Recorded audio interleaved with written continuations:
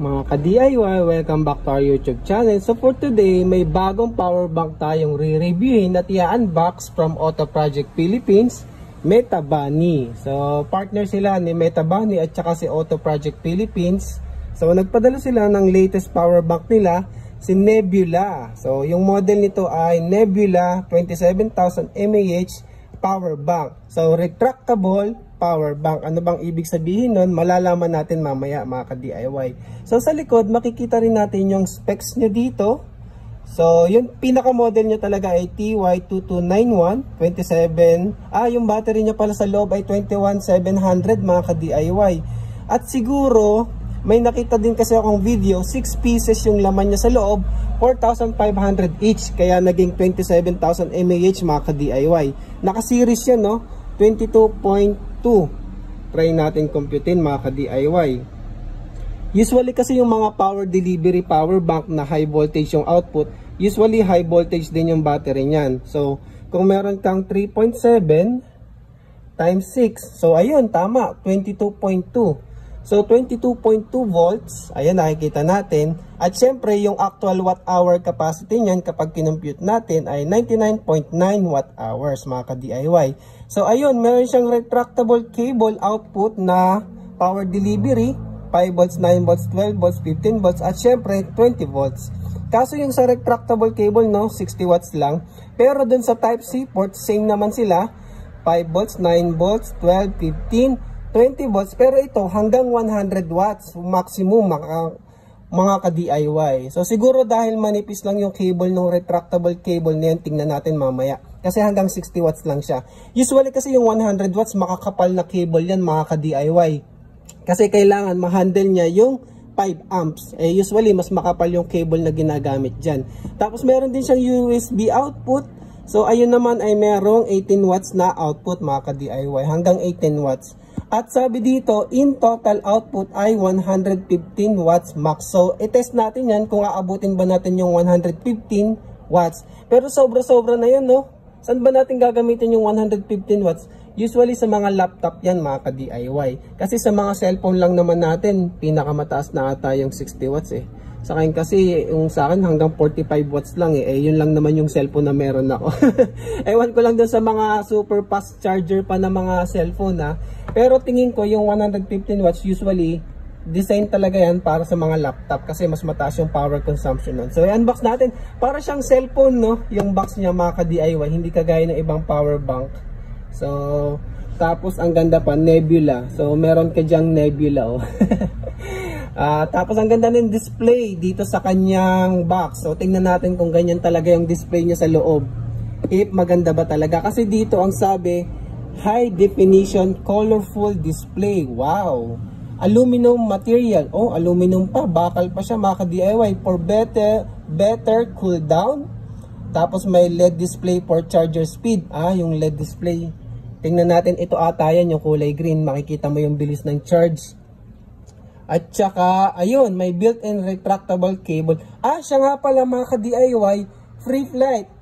Air travel friendly siya kasi less than 30,000 mAh siya. So, goods na goods to sa mga travel buddies natin dyan na mga ka-DIY na nag-work kung saan-saan. Pwede nyong dalhin to mga ka-DIY kasi safe siya dalhin sa airplane. So, ito yung kanyang manual. So, nandyan naman. So, check nyo na lang kasi madali lang naman. Maliit lang mga ka-DIY. And then, ito na yung mismong power bank natin. Wala nang laman sa loob. So, walang cable, no? Bakit kaya walang cable? Kasi meron nga siyang retractable cable. So, ito na yung ating power bank, oh. Ang ganda, mga ka-DIY. Wow! Thunder Black, Metabani. So, ayun, no? Partner kasi si Auto Project at saka si Metabani. So, ito yung retractable cable. Unahin na natin itong tingnan, no? Wow! O, diba? Hahatakin mo siya ng maiksi mga ka-DIY, babalik na siya. Tapos may magnet siya dito, dumidikit. So kapag hatak ng maiksi, pag mabagal, naglalak siya mga ka-DIY. Ayun o. Ayan o, naglalak. Ayan, naglalak siya. Pag mabilis, ayun, pwede mo na siyang ibalik. Ang haba niya ay nasa, ayan mga ka-DIY. Ay, taray ko. Ayan o.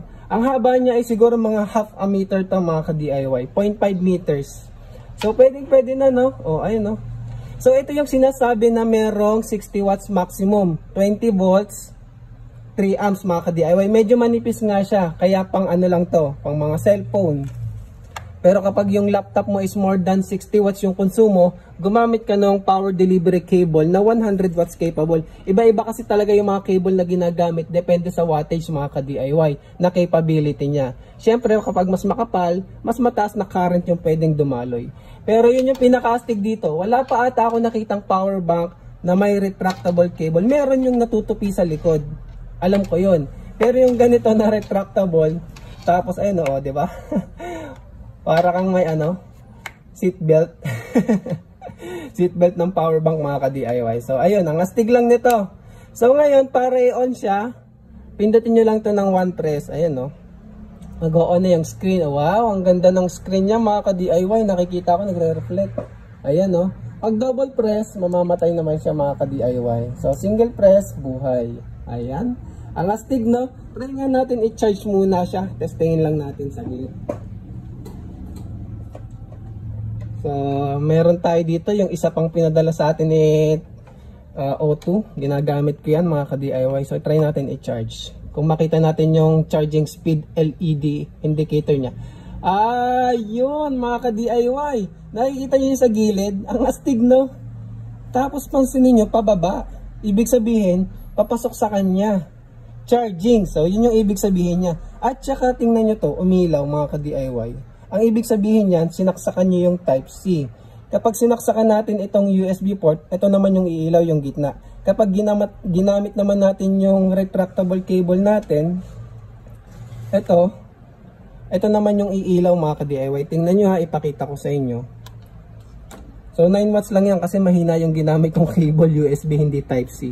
Tinesting ko lang naman, mamaya natin testingin talaga yung charging. Pinakita ko lang. Try ko magsaksak ng cellphone mga ka-DIY ha. So, yung cellphone ko, ayun o. So, nakita nyo yung LED indicator, nag-iba. Pataas naman siya ngayon. Ang astig. Ang colorful na niya, high definition pa. Ang linaw niya talaga sa personal. O, ayan, sa screen, kitang-kita nyo, di ba? Ang ganda ng design niya. Tapos, nakikita mo yung 49%. O, ayun o. Yun nga lang yung rainbow, no? Maganda sana kung nagbabago din yung rainbow, depende sa level ng percentage, no? Pero parang buo lang talaga siya eh. Pero dito nakikita natin yung charging output natin, nasa 14 watts. Kasi hindi naman power delivery yung cellphone ko na yan. Iba kasi yan eh, Xiaomi kasi yan eh. So ang pinapakita ko lang dito, ayan, umilaw tong bilog na to na icon. Ibig sabihin, yung retractable cable yung ginagamit natin. So, ayun, nawala siya. Try naman natin yung USB. Para makita nyo rin, saksakan ko to. Yung gitna naman yung iilaw mga ka-DIY. So, ayun o, diba? Ang galing. May mga icon siya kung saan ka nakasaksak. So, isaksak ko ulit yung cellphone. So, ayun o, dalawa. O, diba? Ang astig niya mga ka-DIY. Ngayon, testingin natin yung power delivery niya. Kung mag-output ba talaga siya ng 5 volts, 9 volts, 12 volts, 15 volts, at saka 20 volts. So, syempre, gagamit tayo ng power delivery decoy. Wait lang, kunin lang natin mga ka-DIY. So, ang astig, no? Ilalagay ko pala yung product link nito sa video description at saka dito sa screen mismo. Click nyo lang yung view product. So, mariredirect na kayo dito sa left side kung saan nyo siya pwede mabili. Tapos mamaya pala mga ka-DIY, mamimigay tayo ng power bank. Sasabihin ko kung alin mga ka-DIY at saka kung paano. So abangan nyo yan maya lang. So ayan, eto meron ako ditong power delivery decoy. So itatry natin yung kanyang output mga ka-DIY kung kompleto ba. Kung kompleto yung ating power delivery na voltage. So ito, maganda kasi dito na check mo lahat ng voltage kasi i-adjust lang natin tong mga pin na to mga ka-DIY. So, ayun mga ka-DIY, una nating subukan ay yung 5 volts. Yun ay 100. So, check natin kung may lalabas na 5 volts dito kay A-Torch. Tignan nyo yung voltage ha. So, saksak natin. So, ayun, nakikita nyo ba mga ka-DIY, 5 volts siya, 4.97. Ngayon, try naman natin yung 9 volts. Kailangan ay 00 yung pin. So, try natin.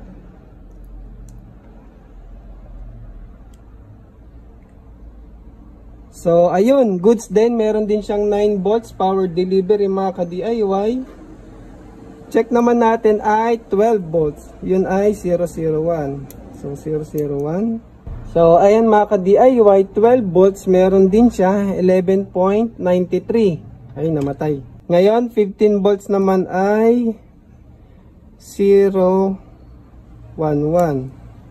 So, ayan, 14.90. So, 14.9, meron din siyang 15 volts mga ka-DIY.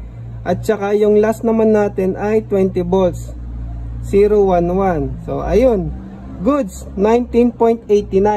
Ngayon, testingin naman natin, na-confirm naman natin yung power delivery output niya. Meron tayong 5 volts, 9 volts, 12 volts, at 15 volts, pati 20 volts mga ka-DIY.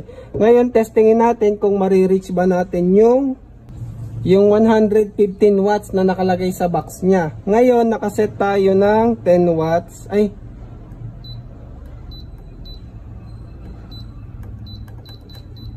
So, ang capability nitong power delivery cable niya, yung retractable, ay hanggang 60 watts mga ka-DIY. So, itry natin siya muna. Ito. Tapos, try natin kung marireach natin yung 115.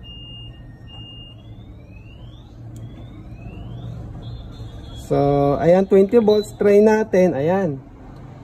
So, discharging na tayo 40 watts. Nakikita nyo ba? Sana malinaw no, sa camera. So, 40 watts, try natin taasan. 50 watts mga ka-DIY. At lumalabas dito pala sa screen niya ay 53. Pero dito sa ating discharger, kay A-Torch ay 50 watts. Ngayon, pag ginawa ko tong 60, sa ating A-Torch, dito kasi lalagpas yan. 65. So, si-safety na siya, papatayin niya yung output. So, ulitin natin. Huwag nating isagad ng 60. So, unti-untiin natin. So, naka 53, 54, 55, 56, 57, 58, 59. So, goods pa siya. Dito yan ha, sa 60 watts natin na retractable cable. So, ayan, nagsi 60 watts. So, kaya naman talaga niya. So, 61. So, goods pa siya sa 61 mga ka-DIY. So, hindi pa nagka-cut off yung sa retractable cable. So, 60, 61. Pag 62, okay pa. 63, 64, 65 na siya mamamatay. 65, ba, goods pa. Wag lang palang bibiglain, dahan-dahan lang. O, ayan, 66, ayun, patay na siya. So, hanggang 65 lang talaga yung para dito sa ating retractable cable mga ka-DIY. So, ayan. So, nakikita nyo, meron tayong 62 watts. Ngayon, isaksak ko dito sa kabila yung isa ko pang load. Kasi wala akong 100 watts na cable. Ang gagawin ko, dalawa na lang. Isa dito sa retractable cable at isa dito sa Type-C. Gagamitin natin tong isa nating dummy load na meron ding power delivery cable na nakakabit. Ito yung cable na to mga ka-DIY, power delivery yan. So, patayin ko muna yung mga output niya. So, makikita nyo ngayon, ang ingay ng kapitbahay, no? So, ayan, in-adjust ko muna yung sa A-Torch natin, naka-discharge ng 40 watts or 44. Ngayon, tataasan naman natin ay yung dito sa ating isang discharger. So, unti-untiin natin mga ka-DIY. So, ayan, ang total na natin ngayon ay 68. So, dagdagan ko pa. Ayan, no? 103 watts. Ngayon, saka ako mag-uunti-unting magdagdag dito kay A-Torch mga ka-DIY. Kung marireach natin yung 115 na kiniklaim niya. So, ayan. 106, 107, 108, 109, 110. Aba, stable pa sa 110 mga ka-DIY. Kayang-kaya. 111, 112. So, hintayin natin 112. Baka mamaya biglang mamatay na. Ayun, no? pinatay niya na yung isang load natin mga ka-DIY. Ang natira na lang ay ito. So ito namatay sa 112. So try ko babaan ulit.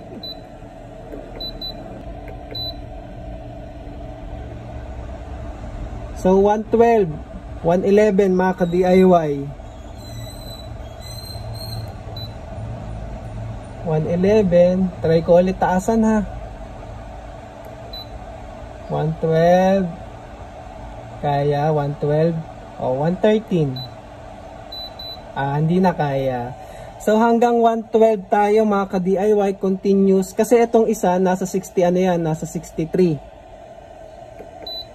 So hindi na kaya hanggang hindi natin ma-reach yung 115, 112. Goods na goods pa rin naman yun mga ka-DIY. Kasi yung 112 ay mataas na rin yun para sa laptop.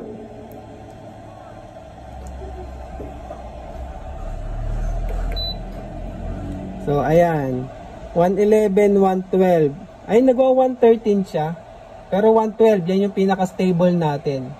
So i-run lang natin ng ilang segundo pa para ma-make sure natin na yan talaga yung kaya niya.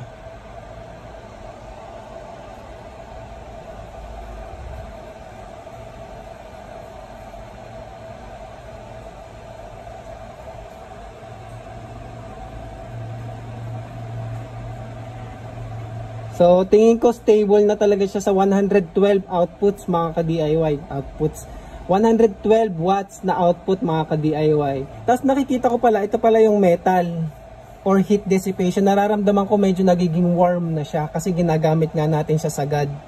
So ito, for heat dissipation, aluminum tong harap. So goods na goods yan. Ang ganda ng pagkaka-design ni Metabani Auto Project Philippines dito sa power bank na to mga ka-DIY. So ayun ang astig.